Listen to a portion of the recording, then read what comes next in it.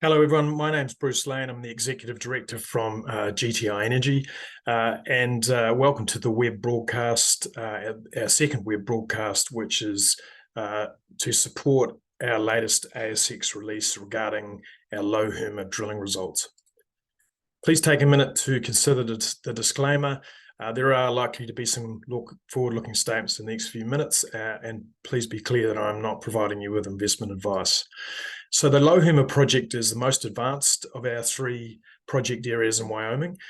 We've got an existing 5.7 million pound JORC resource there, and our drilling campaign that we've just undertaken was really targeting verification of our the historical database that was used to create that resource, and also to test some of the exploration potential at the project.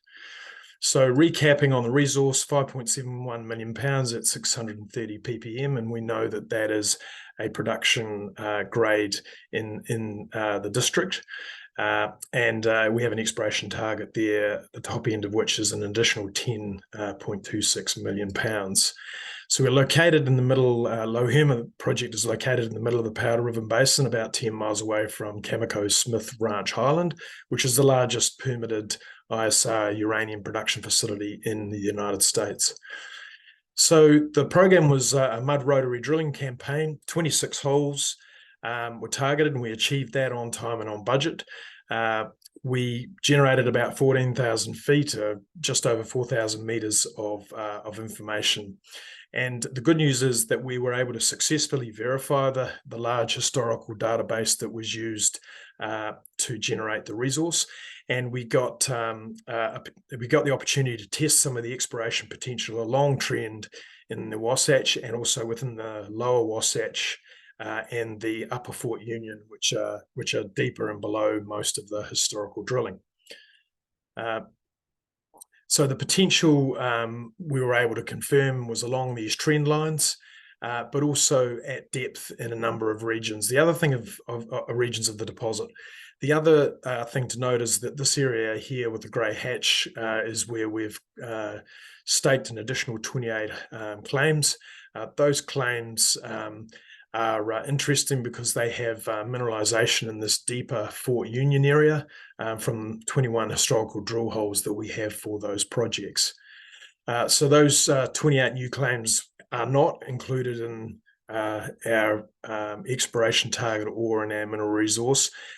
Either are the deeper formation or the deeper mineralization in the lower Wasatch and or the Fort Union. So those are things that we hope to be able to bring into the resource in the future. So we're planning an expanded program for 2024. We already have 42 holes permitted in the project for 2024.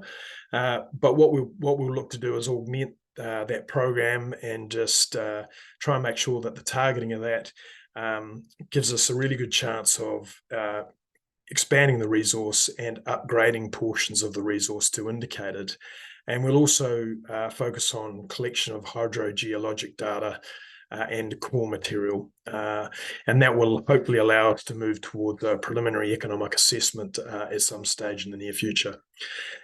So I'd like to just finish off on the market and talk about the fact that UxC today reported a spot uranium price of close to $87, and I think that's a very positive note to end on.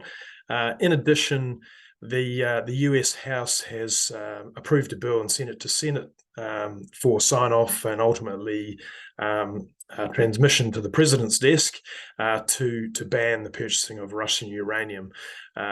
That has already, we believe, contributed to an increase in the spot price, and we believe that has the potential to be very positive for the industry in the US over the coming years.